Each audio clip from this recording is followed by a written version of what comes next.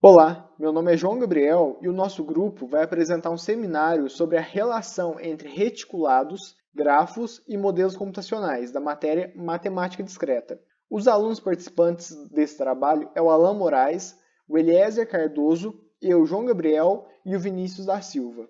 Vamos começar então falando sobre reticulados. O que é um reticulado? Um reticulado ele é um possete no qual, para cada par, a gente vai encontrar um ínfimo e um supremo.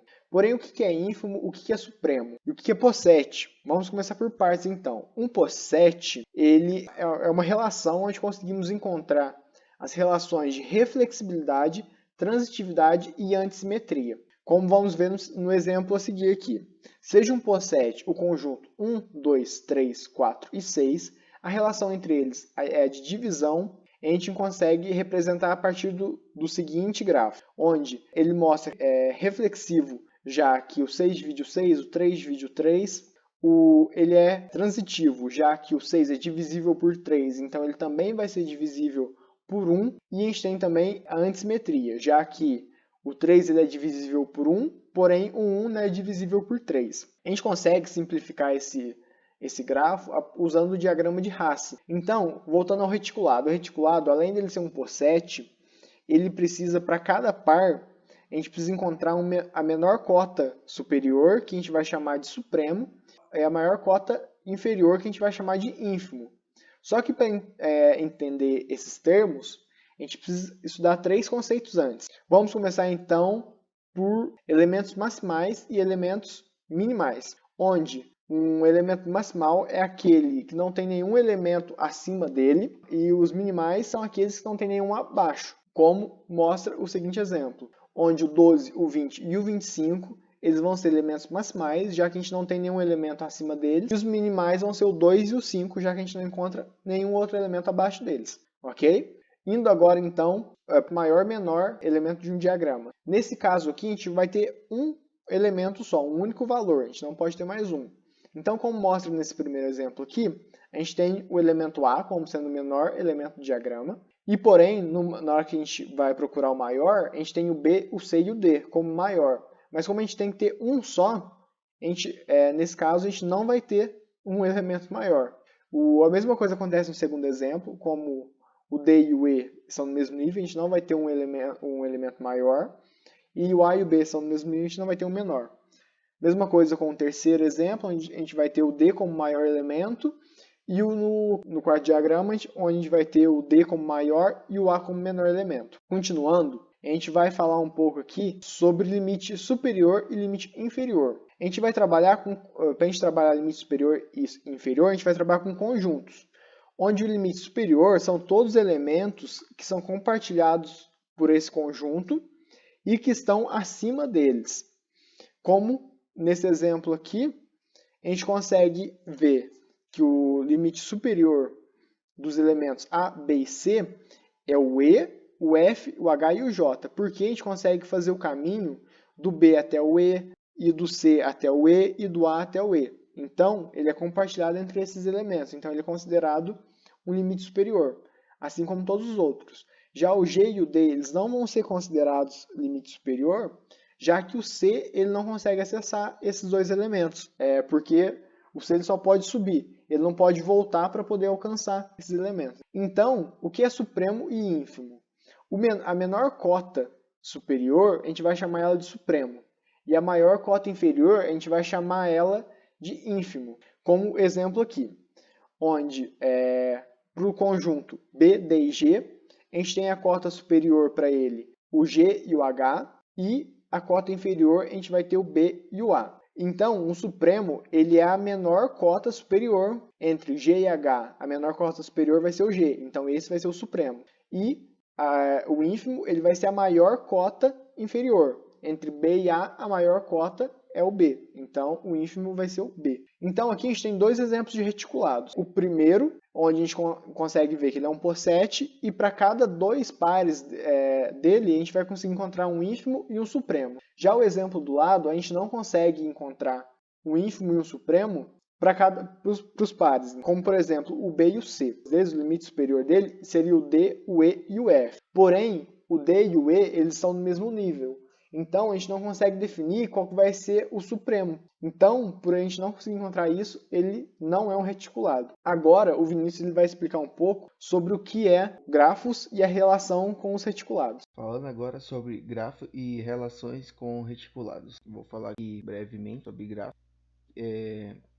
Grafos é um modelo matemático que representa relações entre objetos. Ele é bastante utilizado nas definições ou resoluções de diversas áreas. Na computação, por exemplo, ele é usado como uma forma de solucionar problemas computáveis e busca o desenvolvimento de algoritmos mais eficientes. Eu fiz trouxe alguns exemplos que ele poderia ser solucionado com grafos, né? Com a pergunta qual é a melhor rota da minha casa até um restaurante? Ou duas pessoas têm algum amigo em comum? Isso dá para ser resolvido por gráfico, beleza? Eu acabei fiz um desenho para melhor explicar.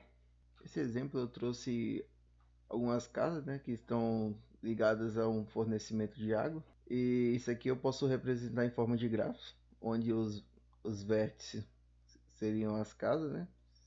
Essas bolinhas aqui. E o transporte de água seria essas linhas que ficam entre um e outro aqui.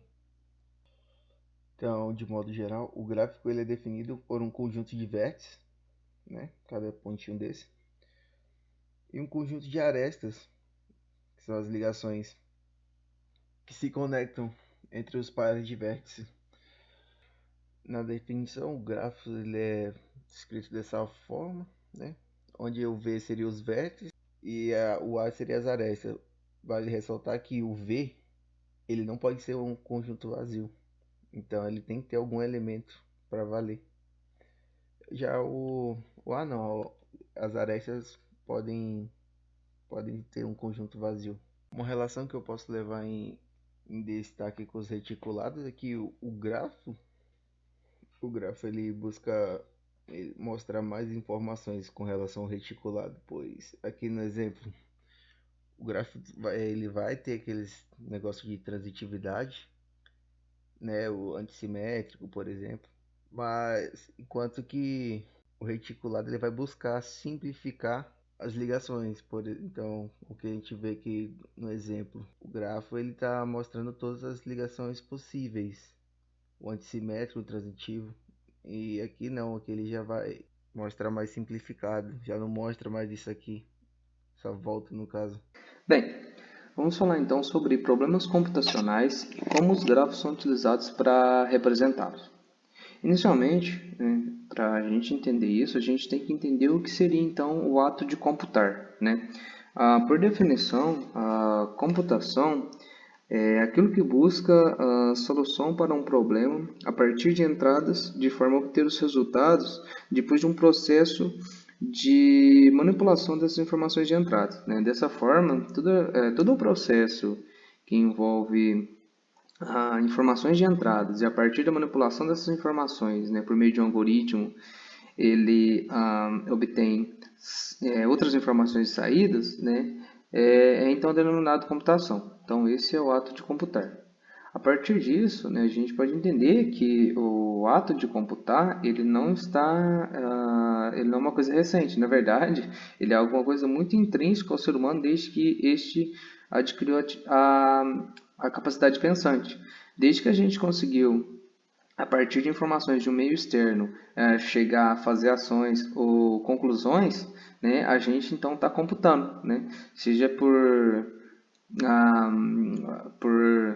estímulos visuais, auditivos, ou ainda mais avançado, por meio da abstração de conceitos reais, né? Mentalmente, a gente produz conhecimento ou resultado a partir desses estímulos, a gente está então computando, né? Então, isso é feito desde o início da humanidade, né? E quando a gente desenvolveu então o chamado computador, ele nada mais é uma máquina que computa, né? A partir disso, então, o que seria um problema computacional? Um problema computacional, então, é aquele problema que a gente consegue instanciar a partir de informações de entrada e a gente consegue informações de saída quando a gente processa as informações de entrada, né? Através do ato computacional. Por exemplo, o Teorema de Pitágoras seria um problema computacional, é algo computável, a gente diria, não é? Por quê? Bem, basicamente, a fórmula, né, a expressão do Teorema de Pitágoras seria o que a gente poderia dizer o nosso algoritmo, né? E a gente consegue instanciar esse problema, né? A instância de um problema nada mais é que a gente definir os valores iniciais para esse problema e a partir daí chegar a outros valores, né? Que é a partir do processamento desses valores iniciais, né? Assim, a gente tem o nosso problema instanciado, né? E aqui a gente pode notar que a gente tem uma incógnita x, que seria então o resultado que a gente obteria depois do processamento. Então, resolvendo a equação e a expressão, a gente tem aqui o resultado. Então, a partir dos valores de entrada, a gente obtém valores de saída por meio do processamento dessas informações. Isso é um problema computacional. Perfeito? A partir daí, a gente vai tentar então trazer um problema computacional que se relacione com grafos, né? Então, por que não trazer o problema que deu origem aos grafos, né? Esse problema é o problema das 7 pontes de Königsberg, né? Königsberg é uma cidade, né, que pertencia à antiga Prússia, né, até 1945, e essa cidade existe até hoje. E essa cidade, ela é cortada, né, por um rio chamado Bregolio, e esse rio, a estrutura da cidade, né, na época, e a gente falando de meados do século de 1700, né, do século XVIII, então, possui uma estrutura composta por 7 pontes que ligavam 4 pontos da cidade, né? E essas eram então as 7 pontes de Königsberg.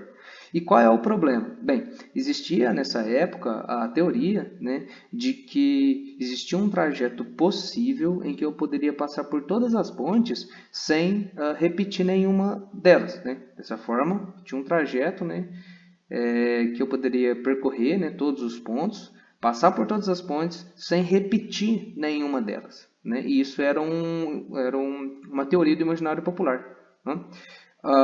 Mas, como foi provado posteriormente, isso não era possível, né? Uma maneira de a gente provar isso seria, talvez, tentando percorrer todas as possibilidades de trajeto, né? Mas isso, a gente falando cientificamente, não é a maneira mais eficiente, né? Porque o correto, então, seria modelar esse problema, né? E a partir da modelagem do problema, a gente conseguir, a partir de uma fundamentação teórica, afirmar que realmente é possível ou não. E foi justamente isso que o matemático físico Leonhard Euler fez, né? Ele nasceu no ano de 1707, né? E faleceu no ano de 1783, portanto, um contemporâneo do problema, né? Um físico matemático suíço, né? Apesar de ter vivido a maior parte da sua vida na Rússia e na Alemanha, e ele foi um cara que contribuiu significativamente para a matemática, né? E uma das suas maiores contribuições, pelo menos assim, das mais evidentes, dentre as suas maiores contribuições, estão a teoria e a elaboração dos grafos, né? Que foi justamente como ele conseguiu modelar e então resolver de maneira científica e metodológica o problema das pontes, né, de Königsberg. E como ele fez isso? Basicamente, ele conseguiu abstrair esse problema lógico num modelo matemático. E quando a gente tem um modelo matemático, a gente tem então um domínio científico sobre o que a gente está tentando demonstrar ou descrever. Dessa forma, a partir do modelo, o modelo tem algumas propriedades, né? Ou alguns axiomas, enfim, a partir do momento que você define esses axiomas, essas propriedades do modelo, então você pode tirar conclusões lógicas a partir desse modelo, né? Então,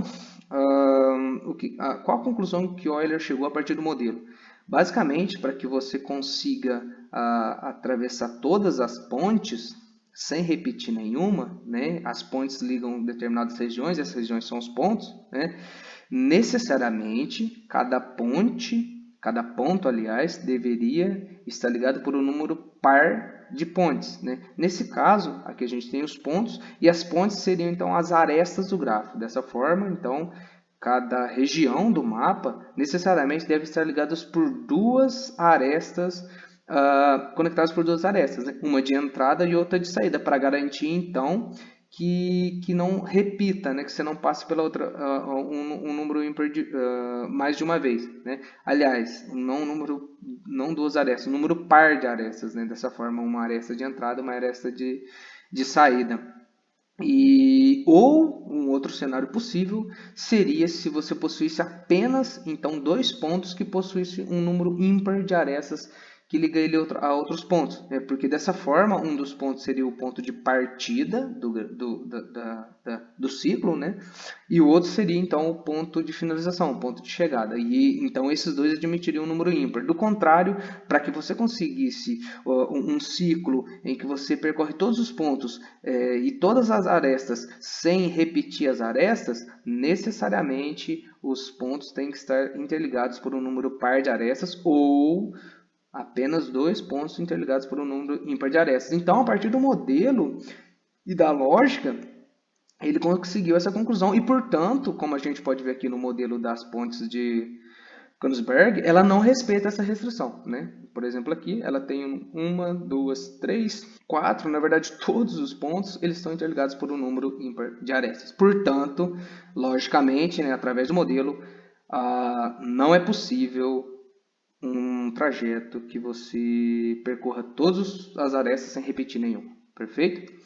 Agora vamos falar então de mais um problema, né, computacional relacionado aos grafos, né, que é o problema do menor caminho. Esse problema é um problema amplamente desenvolvido, porque ele é um problema que tem muitas aplicações práticas, né?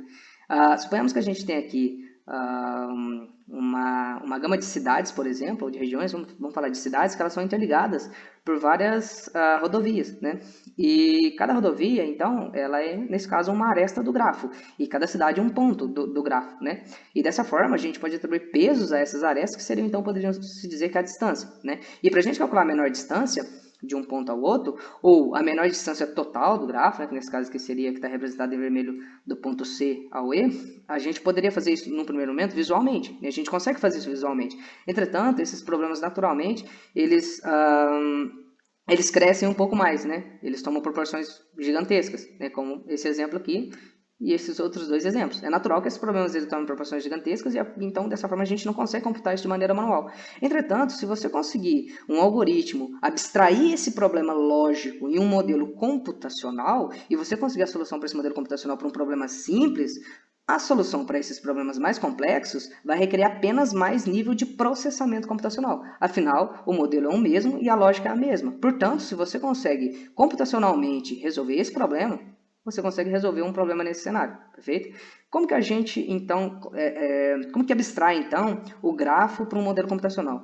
Eu acredito que o padrão mais comum, né, de representar um grafo computacionalmente é através da matriz de adjacência, né? E o que acontece? A matriz de adjacência, você pode ver aqui, ela é basicamente um vetor bidimensional, né, de linhas e colunas, N para N, representando, então, a interligação de um ponto para o outro. Por exemplo, o V1 e V2 ele é representado aqui pela linha 1, coluna 2, com o bit ativo 1. Isso quer dizer que a gente tem uma aresta do ponto V1 para o ponto V2. E, sucessivamente, do V2 para o V1 através da linha 2, coluna 1. Então, a gente pode considerar que esse é uma aresta bidirecional, certo? Ela tanto vai do ponto 1 para o ponto 2, quanto do ponto 2 para o ponto 1, e assim para todos os outros pontos. Nessa forma aqui, a gente tem uma estrutura que o computador entende, ele consegue computar, e a partir disso aqui, através de algoritmos muito bem elaborados, a gente consegue ter, então, a menor distância, entre outras propriedades, né? Explorando as propriedades do grafo, é possível tirar uma série de outras conclusões, né? Então, existem vários algoritmos para esse problema específico do menor caminho que conseguem computar a distância, né? Eu acredito que o mais popular seja o de Dijkstra, mas existem outros algoritmos. Desse modo, então, o grafo ele é um modelo que a gente consegue abstrair os problemas lógicos para que a gente consiga tirar conclusões lógicas a partir desse modelo. Repara que, então, o problema lógico que a gente tem, a gente precisa modelar esse problema, né? E, então, uma série de problemas para que a gente consiga resolver, é necessário que a gente modele ele, e o grafo é um conceito de modelo para que a gente consiga resolver esses problemas matematicamente ou computacionalmente, tal qual fez, né, pela primeira vez Euler para resolver o problema, né, das 7 pontes de Königsberg, né? Conclusão. Nesse vídeo vimos sobre reticulados grafos e mostramos como reticulados são usados como uma base. Vimos modelos computacionais e como os grafos são usados para representá-los. Obrigado.